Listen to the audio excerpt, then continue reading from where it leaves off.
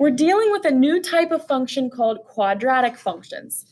Quadratic functions have a specific shape on our graph, and we talked about a lot of those details yesterday. Quadratics form a shape called a parabola, and parabolas are symmetrical, left to right. So one of the things that we talked about yesterday was the axis of symmetry, which is a dotted line that cuts your parabola right in half. That dotted line goes through another really important point called the vertex. So our axis of symmetry is a line, our vertex is a point, but they share an x value because they're on the same vertical line. We're going to use that fact today. Another thing we talked about yesterday was intercepts. So x-intercepts are the places where your graph crosses the x-axis, and y-intercepts are the places where your graph crosses the y-axis. We'll talk about those today too. And finally, just to remind you of something really important that we learned yesterday, when we don't have a picture, we have an algebraic method to find most of these features. And I put one really important formula in a box here. You're going to want to indicate this as well. This formula, x equals negative b over 2a, helps us find our axis of symmetry if we don't have a picture to look at, if we just have a formula. So we're going to be using that today as well. So now you can turn to Tuesday's page in the packet, and you will see plenty of example problems that we're going to do today. We're going to do some of them together as a class, meaning I'm going to kind of do them on the board and you can just follow along. And then some of these I want you to try to do together. And then at the end of class, depending on how much time we have, we'll try to go over some of these problems so that you can check your answers against my work. So let's see how far we can get today in class. Starting with number 1. I put the hardest problems first. Don't know why I did that. Probably just because they're the ones that don't have pictures and it's hard for me to kind of copy and paste and insert pictures into these. So I did the hard problems first. In problems 1 and 2, we don't have a picture. So we have to use algebra to answer all of these questions about the quadratic function y equals negative 2x squared minus 4x plus 5. The place where we want to start is identifying our A, our B, and our C. So remember back to yesterday, our A value is the number that's connected to the x squared. So it's our first number. So in this example, A is equal to negative 2. Our B value is the number that's connected to the x. So the second number. In this example, our B value is negative 4. And our C value is the number that's added or subtracted at the end. In this case, that's a positive 5. So our C is 5. So our A, B, and C are negative 2, negative 4, and 5 in that order. We're going to use A, B, and C to answer the rest of these questions. The first question is our parabola concave up or concave down? For this, we use A.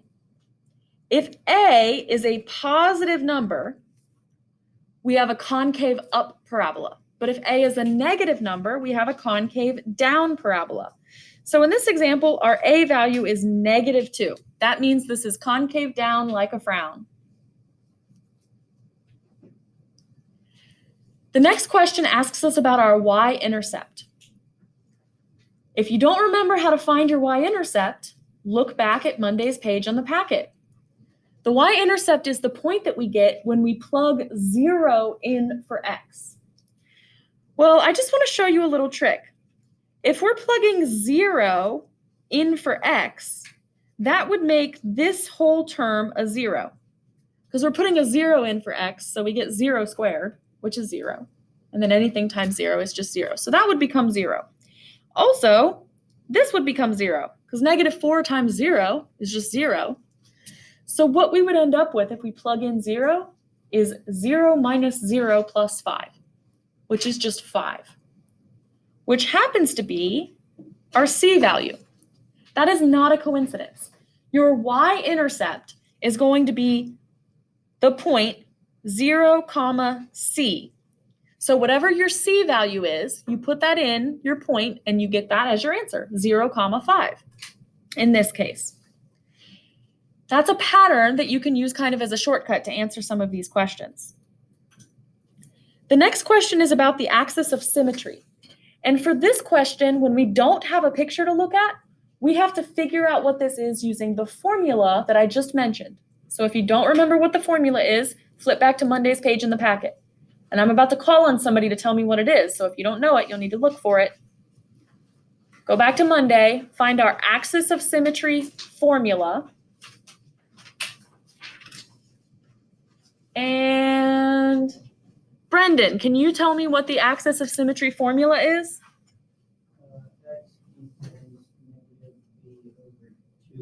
Perfect. We're going to use this formula a lot. So either memorize it or make sure it's really easy for you to find it in your packet. So the B and the A from this formula comes from our equation. So we already found our A and our B and our C, right? We're going to use that A and that B in this formula. So on the top, we have a -4. When you plug the -4 in for B, make sure you put parentheses around it. But then there's also this other negative out front in front of the B in our formula. So you're going to have two negatives now. And on the bottom, we'll have 2 times A. And A, in our example, is -2. Make sure you use parentheses. Parentheses are always necessary when you're plugging something in. All right, time to calculate. You can either do this by hand or you can plug it into a calculator, but that's a lot of parentheses to put into a calculator, so it might just be easier to look at this. -4 gives us +4. And then on the bottom, 2 times -2 will be -4. So this simplifies down nice and neat to a -1. 4 divided by -4 gives us -1. So our answer for the axis of symmetry is x equals -1. You have to have the x equals. If you don't put the x equals in there, your answer is technically wrong.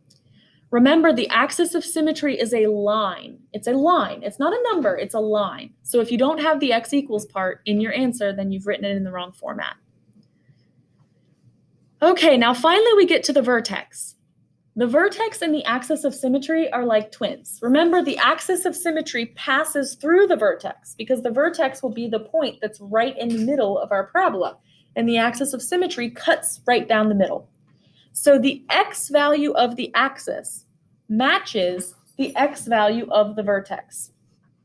So our vertex is going to be a point that starts with -1, comma, we don't know.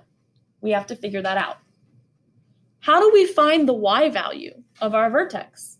Any thoughts? I see some people turning back to yesterday's page in the packet. That's a great idea. Do you see anything from our guided notes yesterday that can help us find our y value? Do you have an idea, Cole? Use x. Use x to find y.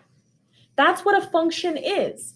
Remember, you can put an x value into your function and calculate it, and that will give you a y value. So if we already know the x value of our vertex, we plug that in, and that will give us the y value of our vertex. So we're plugging it into our formula, our function. Y equals -2 times -1 squared minus 4 times -1 plus 5.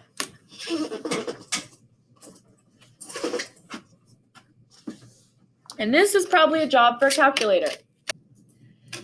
And when you got your answer, I want everybody to yell it out. What'd you get? 13. Okay, we got some different answers. If you did not get 7, 7 is our answer. If you didn't get 7, it's because we typed something wrong into the calculator and we need to figure out what happened. So do me a favor, raise your hand if you didn't get 7. Remember when we type these in, there is a difference between a negative sign and a minus sign. That's so weird, I know, but these calculators treat those two symbols as very different things. So when you're typing in a minus sign, like this one, you have to use the gray minus button. When you're typing in a negative sign, like these other buttons, these here, then you use the little one at the very bottom that looks like it's in parentheses. Confusing, I know. I don't know why these graphing calculators differentiate between those two. All right, final question is about the vertex. They're just asking whether this vertex is a maximum or a minimum. Well, that depends on which way our parabola is facing. So go back up to the very first question where it asked if this was concave up or concave down. We answered down. Well, concave down is like a frown, right? So that would mean our vertex is right here at the very top of that parabola. Would that make it a max or a min? If it's at the top, it would be a maximum. So we're just going to circle maximum. That's our answer there. So we're not going to do number 2 together. I'm going to have you do number 2 on your own. But before we get there, let's look at number 3.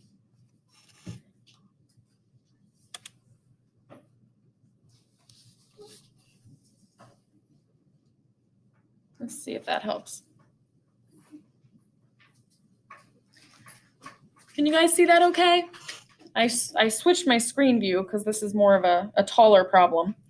So let's take a look at number 3, which I hope will be easier than number 1. We're looking at a picture this time. It's usually easier to identify these features when we're looking at a picture already.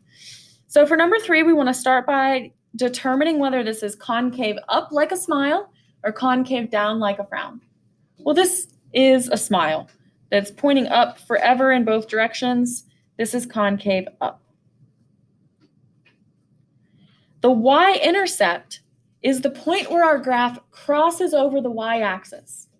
Well, that would be this point right here. So all we have to do is find the coordinates of that point. That point is 0, -4. So we write that as our y-intercept, 0, -4, written in the form of a point. Now we're looking for x-intercepts. The x-intercepts are the places where our graph crosses the x-axis. Notice that this happens twice. Our graph crosses over the x-axis in 2 different places. So we're going to have 2 different points answering this question. The first x-intercept is the point -4, 0. And the second one looks like it's at 1, 0. It's kind of hard to see up there on the screen, but take a closer look at the graph on your page if it looks a little less blurry. Okay, so the next 2 questions are about axis of symmetry and vertex. Remember, the axis of symmetry and the vertex are conjoined. They have a lot in common, and once you find one, it's very easy to find the other. So I'm actually going to find the vertex first. So the vertex would be this very bottom point all the way down here at the very bottom of our graph. I colored it in blue. This is a point. We need to write the vertex as a point. So it's x, y. It looks like our x value is it's halfway in between -1 and -2. So I would call that -1.5. And then the y value, it looks like it's just south of -6. And so since this one isn't an exact value, we're going to have to kind of estimate it. It's probably like -6.3 or -6.25, something like that. I'll call it -6.3. We're just estimating, trying to get our best guess at the value there. Once you know the vertex, the axis of symmetry should be easy. Remember, the x value of the vertex has to match the x value of the axis of symmetry. So we would just copy it down basically and write x equals -1.5. Remember, you need the x equals. You can't just write -1.5. You have to write this as an equation for a line. The last question pertains to whether our vertex is a max or a min. And all we have to do is look and see where the vertex is. Our vertex is at the very, very bottom of this function. So it's going to be a minimum.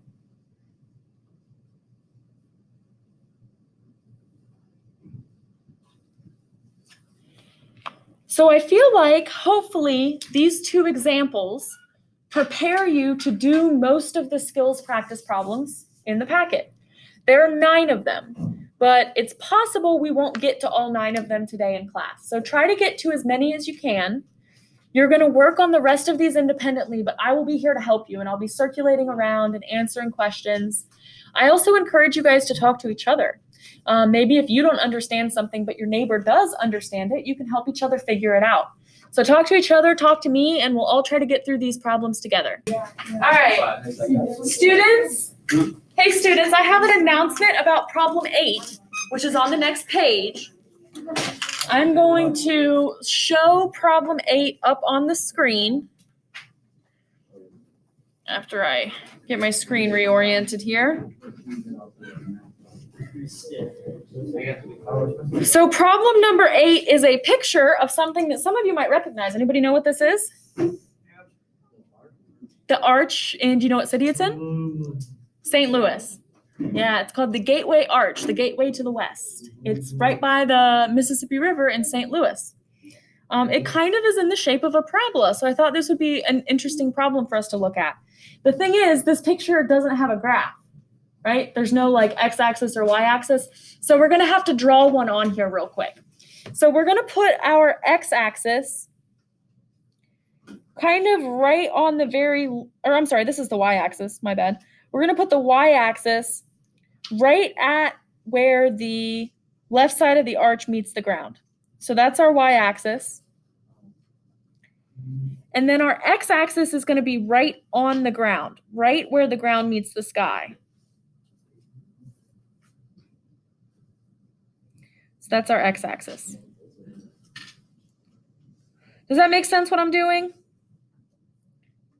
I'm creating a graph on this picture. So this point right here, I'm going to make it big and red. What's this point right here? Oh, you guys can barely see that, can you? The one where the x-axis and the y-axis meet, what would that point be? The origin, 0, 0. Yeah. And what about this point all the way over here? How can we figure out what this point is? It is an x-intercept, but can we figure out what the number is, what the values of that point are based on this picture? 630, because see at the bottom, it says that it's 630 feet wide at the bottom of it. You might not be able to see it very well on the screen, but you should be able to see it on your paper. It's 630 feet wide, so that will tell us that this point over here is, I'm going to write it off to the side, 0, 0, and this point is 630, 0. So let's try to use what we know to figure out some of the important points on this graph. So we can try to figure out what the values of some of these other points are. So you might not be to number 8 yet. I just wanted to have this up on the screen and draw our axes before more students started to try number 8. Okay, students, we only have about a little over 10 minutes left. So I know many of you probably aren't completely finished with all of these problems, but I want to use what time we have left to go over as many of the problems as we can. We won't get to all of them, but we'll be able to go over quite a few. So let's start with number 4. In number 4, let's go back to full screen. In number 4, we're dealing with a concave up parabola because it's up like a smile. The y-intercept is the point where our graph crosses the y-axis. So I'm going to make the y-axis really obvious. This is our y-axis. The point where my graph crosses this y-axis is right here. That's the point 0, 0. Okay, so don't overcomplicate these. Now we're looking for the point, the x-intercept, which is where our graph crosses or touches the x-axis. The x-axis is this axis right here. And the point where my graph crosses it or touches it is the same point, 0, 0. And notice there's only one x-intercept this time. Sometimes we can have 2, but in this example, we only have 1. Now our axis of symmetry is a dotted line that cuts our parabola in half. So that's just going to be the same as the y-axis, right? It just goes straight down the middle here. That's our axis of symmetry. That is at the x value, x equals 0, which should match up with our vertex, which just so happens to also be at 0, 0. Okay, so 0, 0, that point there was an x-intercept, a y-intercept, and it was the vertex. That can happen. Since our vertex is at the bottom of our graph, we call that a minimum, and that's all you have to do for this problem. So if you made any mistakes, make sure you correct your mistakes on your skills practice page. We're going to move on to the next problem.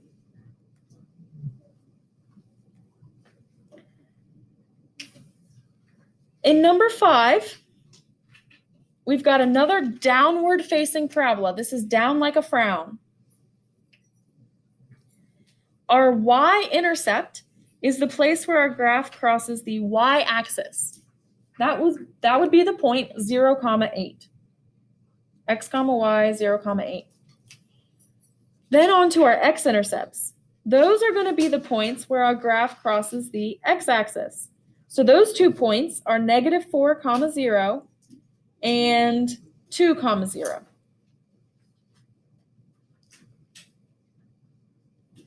Now we're looking for our axis of symmetry and our vertex. I find it a little easier to do the vertex first. So our vertex is this highest point right up here. And I think that that point has the coordinates -1, +9. And your axis of symmetry always matches the x value from the vertex. So our axis of symmetry is x equals -1. And we can also see that by actually drawing an axis. This axis has the x value -1. Our vertex is at the very top of this parabola, so that makes it a maximum. And we're done. So check your answers. Correct any mistakes if you had any. Moving on. Number 6. Does anybody recognize this? Does anybody know what it's from? Say it again. Yeah, it's McDonald's sign. I think we kind of lovingly call the McDonald's sign the golden arches. Well, arches happen to be in the shape of a parabola. So I just I didn't snap a picture. I grabbed this off the internet, a picture of the McDonald's golden arches. And we're going to find the vertex, the intercepts, all that stuff. Yeah.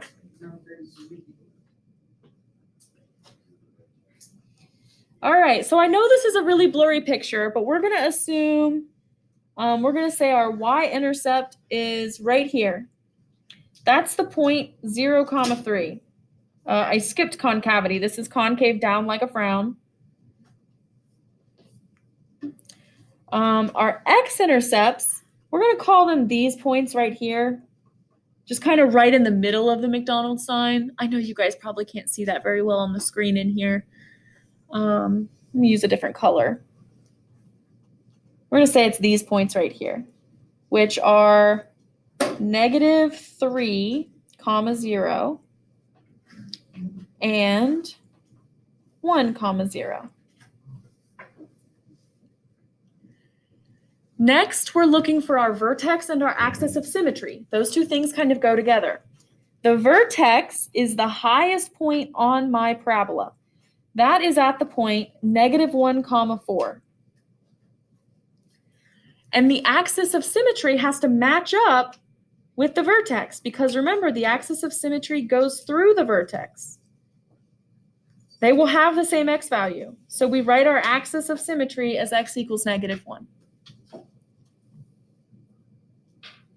And since this is our vertex is a high point on our parabola, we call it a maximum. So hopefully these start feeling a little easier. We can start going a little faster. We're getting better at this. Number 7 is just like number 4. Just like number 4. Our x-axis, or our x-intercept and our y-intercept and our vertex are all the same point. This is concave up. Our y-intercept is 0, 0. Our x-intercept is 0, 0. And our vertex is 0, 0. Your axis of symmetry will match up with your vertex. So we end up with a axis of symmetry of x equals 0. Okay, so the answers to this question are just like number 4.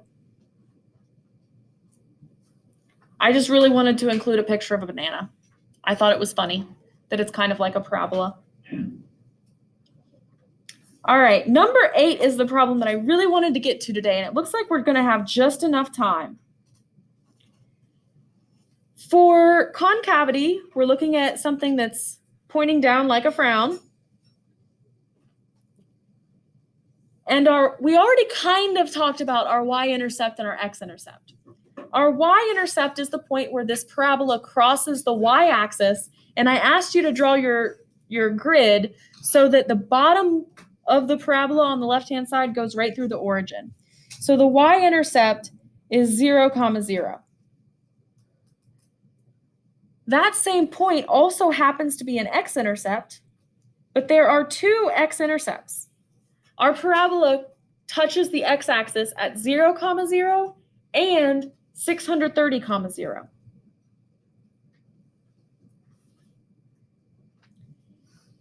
The vertex and the axis of symmetry are going to be a little trickier.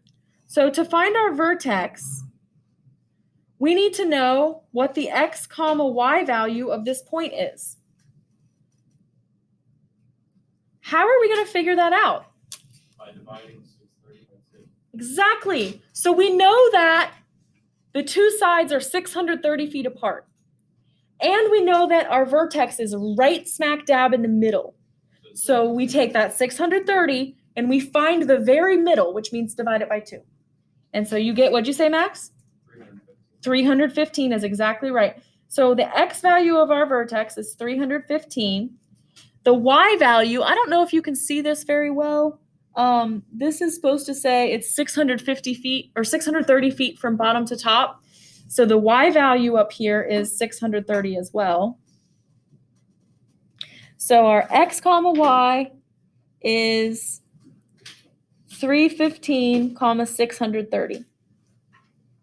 That's our vertex. And we can figure all that out just by looking at the dimensions. That makes it really easy to find our axis of symmetry. It matches up with the x value of the vertex.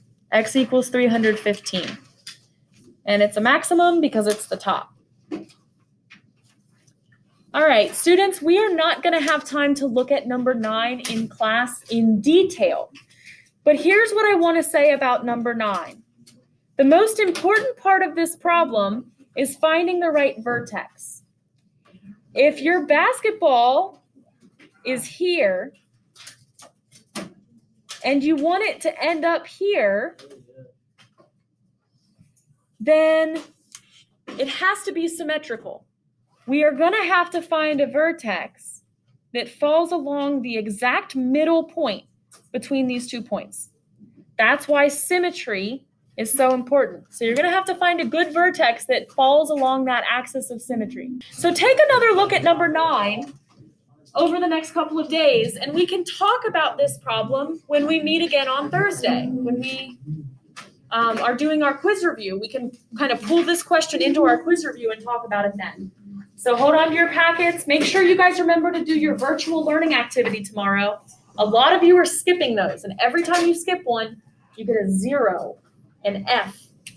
Don't keep skipping these. Make sure you do these on Wednesdays.